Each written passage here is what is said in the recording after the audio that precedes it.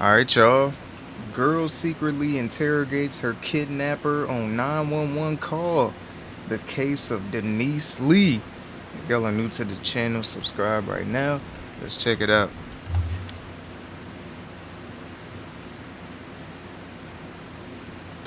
This 21-year-old mother vanished from her home in broad daylight. When police arrive at the scene, all they find are her two young children, alone and crying. They have no idea where she is or why she disappeared. But everything changes when 911 receives a disturbing call from the mother herself while being kidnapped. 911.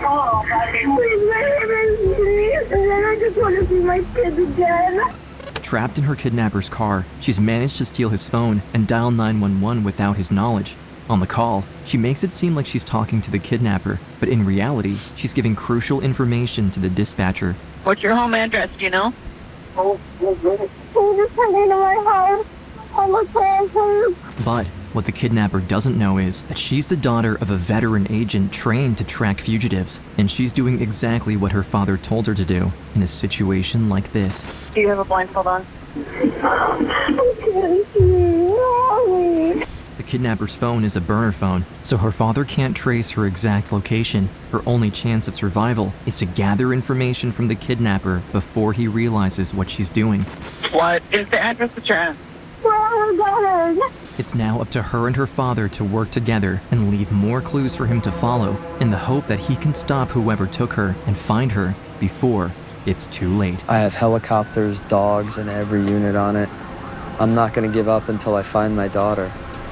Charlotte County, Florida. Sergeant Rick Goff met his wife, Susan, over 20 years ago, and together they've built their life in Charlotte County.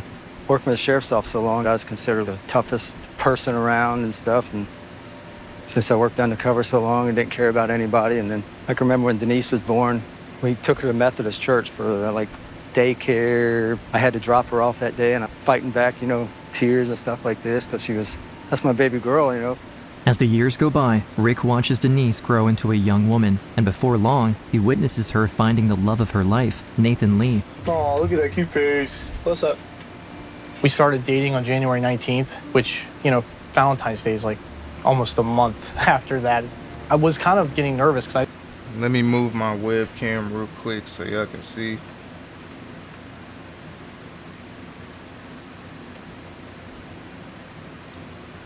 And real quick.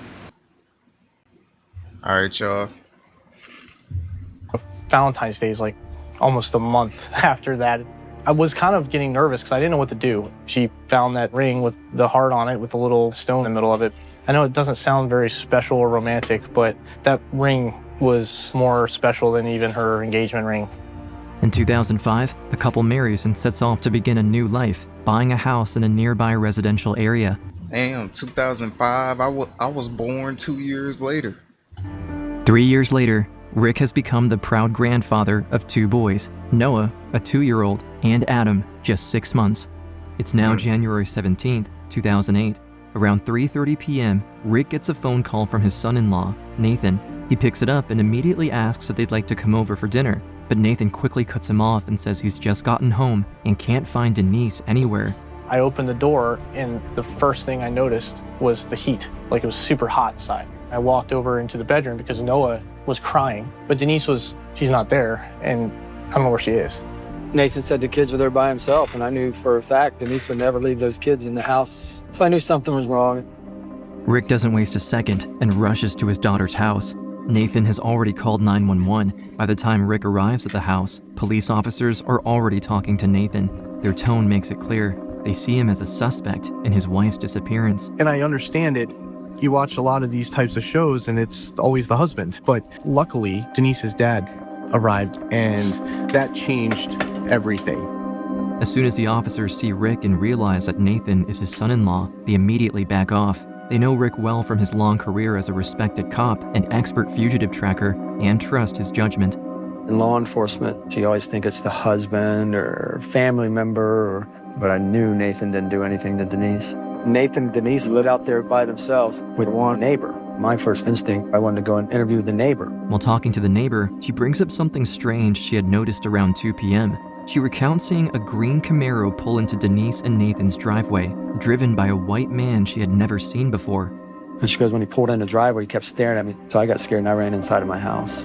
His mission is now clear. Find the green Camaro. Rick immediately calls his own colleagues for backup. Right away, I called my team for support, and they immediately gave me everything I needed. Helicopters, dogs. Put out a bolo to FHP2, please, for a dark green Camaro. Patrol cops comb the area, desperately trying to locate the car described by the witness, while Rick stays glued to the radio. His entire community is on the case. Before we continue Denise's story, we'd like to thank today's video sponsor, ZocDoc. Sponsors the tool that it's now easy to prioritize your health off your to-do list. And now, back to Denise's story. In the neighboring county of Sarasota, at 6:13 p.m., a 911 operator answers a disturbing call from a woman in distress. 911. Hello? I'm sorry, I just want to see my family. I want to see my family again, please. As soon as the operator understands that the caller has been kidnapped, she immediately tries to identify who the woman is. What's your name? My name is Denise. I'm your beautiful husband, and I just want to see my kids again. Your name's Denise. What's your last name? The operator is starting to catch on to the dangerous game being played on the other end. The kidnapped woman has called 911 directly from her abductor's phone without his knowledge, and she's desperately trying to get across enough information to the operator before he figures out what she's secretly doing. What's your home address, do you know? I don't know. Can you take me to my house? Can you take me home? I'm a please. Can you see, or do you have a blindfold on? I can't see. Mommy. Can they turn off the radio or turn it down? I can't hear you. It's too loud. Hey. But suddenly, the kidnapper catches on. He realizes where his phone is, and the phone call abruptly ends. Help me. Don't. I lost them. Chris, I lost her. The guy grabbed the phone from her. The operator immediately reports the disturbing call to her superior, and they contact Rick, asking if he can confirm if the voice on the phone is his missing daughter, Denise. I need that recording ASAP. If you have the voice recording, they'll be sending it by email. And I listened to it on his phone. And it was her voice.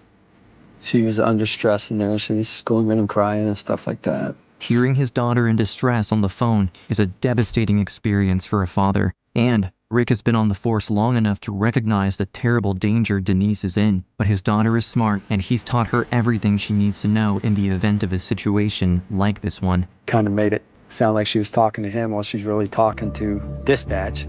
She was smart. Even though she was terrified, Denise cleverly disguised as many clues as she could into her conversation with her kidnapper while on the line with 911. She's doing exactly what she knows will help her father find where she is. But since the kidnapper's phone is a burner phone, they can't pinpoint her exact location. The clues she left on her 911 call are the only new leads they have to go on.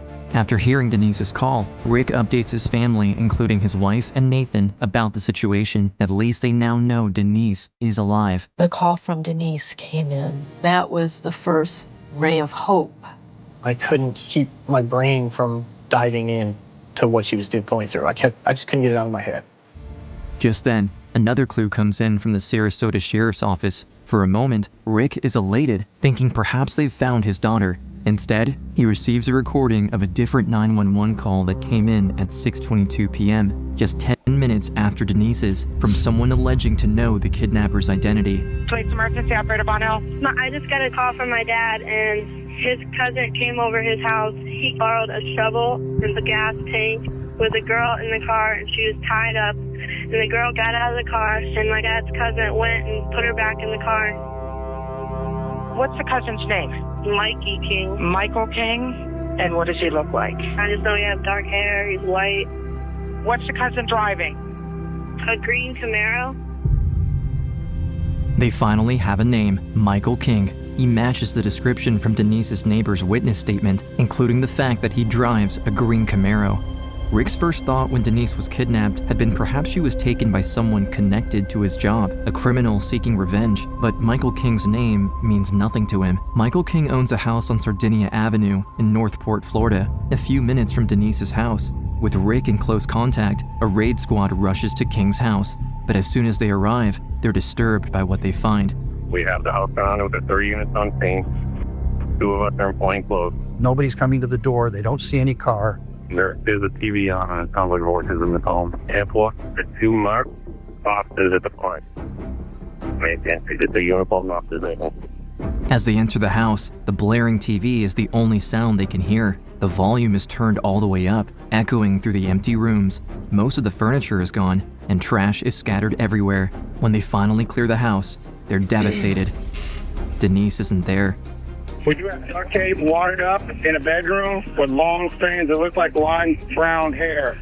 But it's clear she had been in the house, perhaps even just minutes before. In the bedroom, the squad discovers a makeshift bed with a hair elastic hidden amongst the blankets, along with duct tape with long, light brown hairs attached, hair that looks very similar to Denise's. Rick's heart sinks. In his years on the force, he knows that a change of location is a dangerous turning point. When a victim is moved, the chances of a live rescue begin dropping. If he doesn't find her in the next few hours, he might never see his daughter again. Not only that, but her children will lose their mother forever. Meanwhile, a 911 dispatcher in Charlotte County receives a call from a witness at 6:30 p.m. reporting a possible kidnapping. 911, where's the emergency? I'm on 41 going south, and I was at a stoplight, and a van pulled up next to me, and I like Camaro, and they were screaming in the car, like screaming, and not a happy scream, like get me out of here scream. The woman tells the operator she's concerned after hearing screaming and banging coming from a Camaro driving next to her. The caller asks if she should try to follow the car, but before clear instructions are given, the driver of the Camaro seemingly senses he's being followed and makes a maneuver to lose his tail. He's turning left right now. I don't know if I can catch up to follow him. He blows through a red light. Oh boy, there's a bunch of traffic and I can't get over. In an instant, the green Camaro disappears from sight.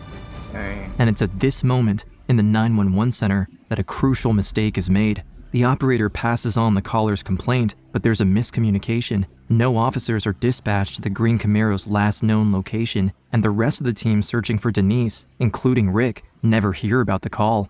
Tragically, just like that, Denise vanishes into the night with her kidnapper.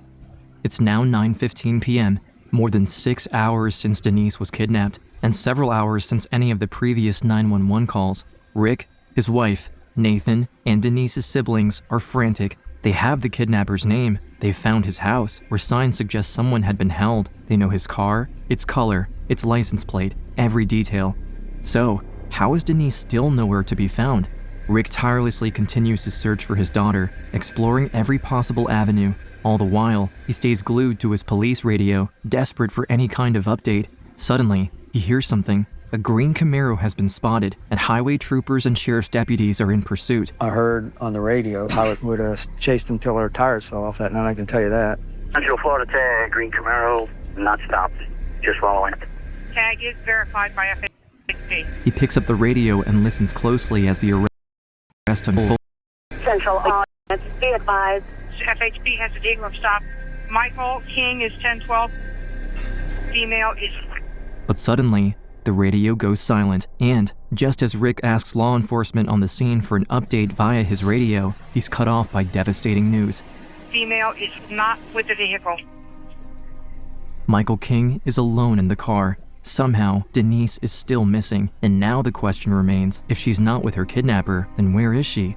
Michael King is taken into custody. He's brought to the station and immediately placed in an interrogation room. Investigators expect that he will reveal Denise's location, clinging to the hope that she is still alive. Instead, they're stunned when he tells a very different story, insisting that he was the one kidnapped and that he too was a victim.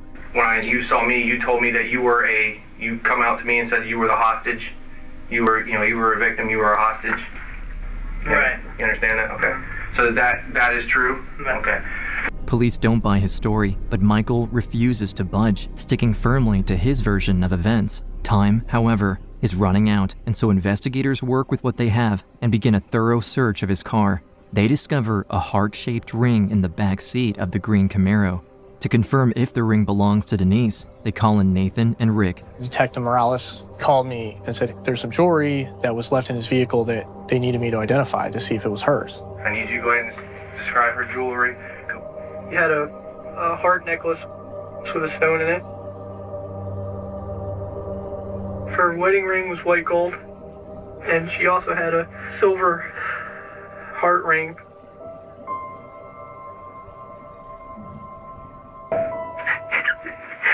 Is this her ring? Yes. That's the first ring I gave her, first Valentine's Day. How confident are you that's her ring? 100%. With the ring confirmed to be Denise's, police return to Michael and decide to play along, pretending to believe his story in hopes that he'll reveal more about Denise's whereabouts. You're the only person right now that can tell us what happened. We need to find where she is, and we need to find out from you what was going on. But Michael quickly senses the trap. No, it's my attorney. But with Michael requesting an attorney, the interrogation stops there. Detectives are no closer to finding Denise, and with every passing moment, the trail grows colder. Meanwhile, Rick and his family continue holding out hope that Denise could be found, still alive, but lost, in a remote area, or maybe stranded on the side of the road somewhere. We still had hope that she could still be alive. It is not the point to give up, and it's not the point to say, we're defeated. No. The community rallies around Rick and his family, with local deputies, law enforcement, and everyday civilians joining the search for Denise around the highways and forests nearby. It's now January 19th, just 2 days after Denise's kidnapping, when Rick gets a call from his team about a possible sign of Denise's whereabouts. 13709. Call came in, says, hey, we think we got a spot of interest. Did you bring their bloodhound down there? Search dogs are brought to the site, where they detect a patch of disturbed ground covered with sand with possible traces of blood. Perhaps Denise was injured and somewhere nearby. However, as they search the surrounding area for any other sign of Denise, the bloodhounds remained fixated on the small patch of dirt. Forced to finally acknowledge the tragic possibility that Denise may not be alive, authorities call in a unit to excavate the site, and what they discover is devastating. They find a body, and there is no doubt it is Denise Lee. I heard on the radio, came in a couple hours later, there was positive ID on her. Then I had to sit down, we had to tell our kids, and that's tough. It's heart-wrenching. Rick came home and said that they had found her. I said, she's not alive, is she? And he just shook his head, no. It's a tough thing to go through, no matter if it's your kid or anybody else's. August 24th, 2009. It's time for Rick, Nathan, and the rest of the family to finally face Michael King in court. Michael is charged with first-degree murder, kidnapping, and sexual battery. Unfortunately, he pleads not guilty to all charges. The family is forced to go to trial against Michael King to get justice for Denise. And, though Denise's family knows exactly who is responsible for the crime, the jury will have to be convinced of his guilt too. I try to keep telling myself that you're sitting here and you're going to get what you deserve. King's defense is strong, drawing attention to the gaps in the prosecution's case, including the lack of a murder weapon. No 9mm handgun was found out on Plantation Boulevard. That's correct, sir. Because we didn't have a gun, that was a hole. That was a big hole. As the trial proceeds, including testimony from the 911 caller who allegedly witnessed the kidnapping from her car, the same witness whose call tragically never reached Rick and his team conducting the search. A hand came up from the back seat and was banging on the window very loudly. Are you able to show the jury? And even louder than that, I mean, it was very loud. Unfortunately, her credibility is diminished by the defense upon cross-examination, throwing her ability to positively identify King into question.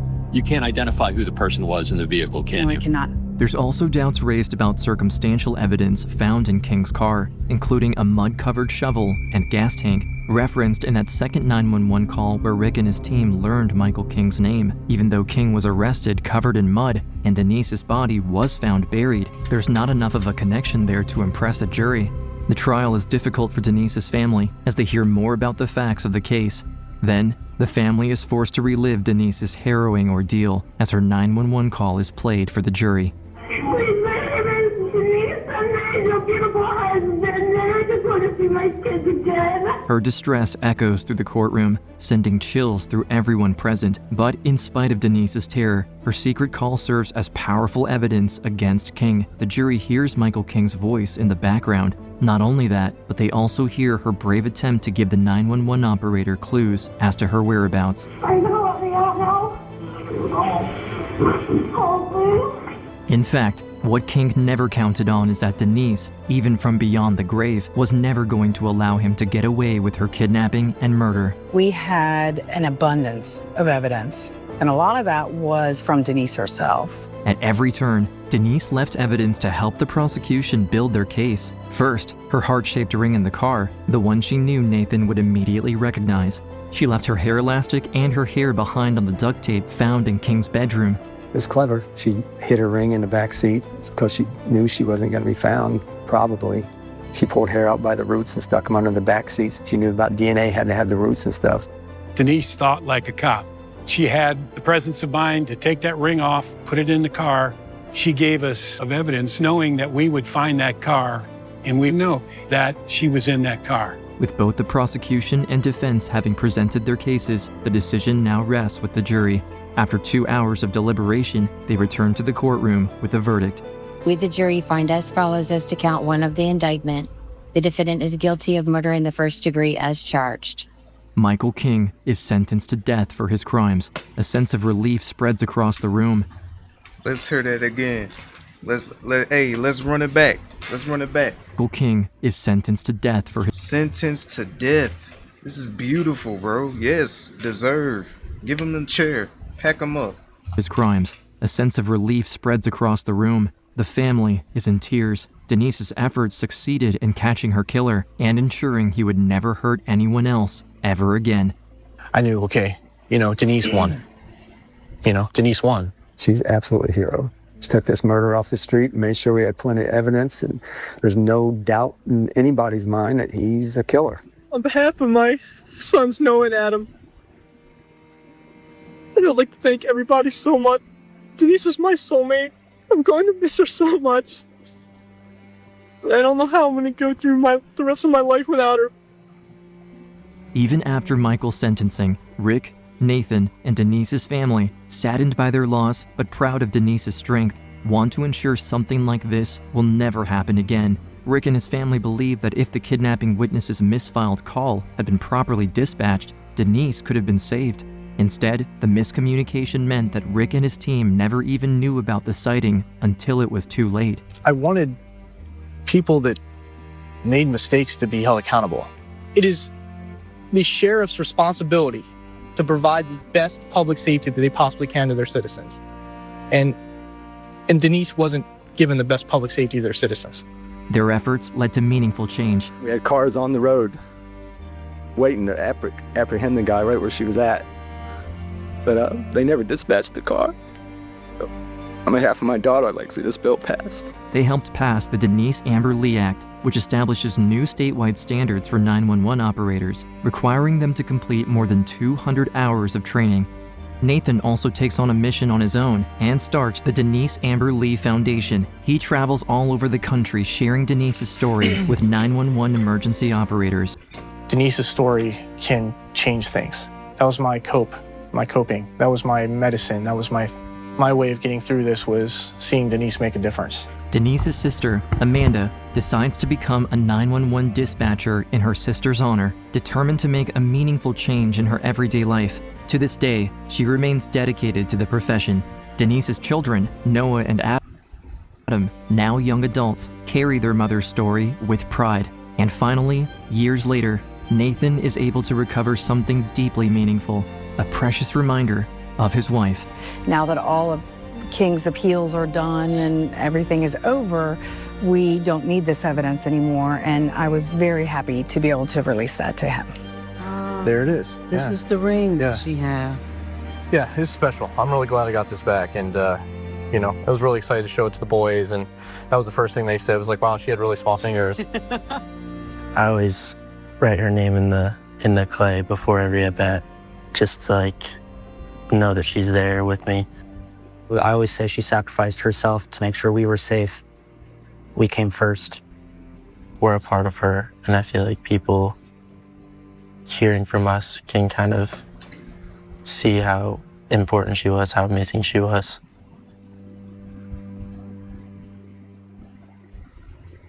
Damn, man, this was sad, man. R.I.P. Real talk, man. Hey, he got the death penalty, bruh. Me personally, I feel like this is deserved. Very, very deserving. Y'all let me know in the comments down below how y'all feel. And let me know what y'all think I should react to next. If y'all are new to the channel, subscribe right now. I love y'all. Stay blessed. And we out of here. See y'all in the next one.